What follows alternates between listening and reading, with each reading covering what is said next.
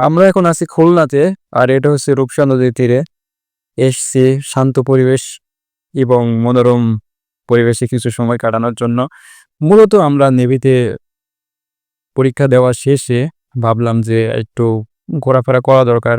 খুলনা আশেপাশে, শহরের আশেপাশের এলাকাটা একটু ঘুরে দেখা দরকার। তো আমি, আমার খালাতো ভাই এবং আরেকজন মিলে এসছি ঘোরাঘুরি করার জন্য। তো খালাতো ভাই একটু পোজ দিচ্ছে। তো জীবনে ঘোরাঘুরির দরকার আছে এবং এসব স্মৃতিগুলাকে ক্যামেরাবন্দি করে রাখা খুবই দরকার। ভবিষ্যতে নাতি-নাতিরা দেখবে। যাই হোক, মজা করলাম। তো আমিও একটু পোজ দিই। তো অনেক সুন্দর পরিবেশ, শান্ত বাতাস, নিরিবিলি, কেউ নাই। তো ফেরিটা মূলত এখানে রাখা হয়েছে, এটা চলছে না। মনে হচ্ছে যে চলছে না। এটা নদীর তীরেই বেঁধে রাখা হয়েছে। তো এখানে জেলেরা মাছ ধরছে দেখলাম। এখানে বড়, বড় চিংড়ি পাওয়া যায়। খুলনাতে অনেক বড়, বড় চিংড়ি পাওয়া যায় এবং খুলনার খাবার অনেক ভালো। আমি খেয়ে দেখছি। তো আমরা আসছিলাম ট্রেনে।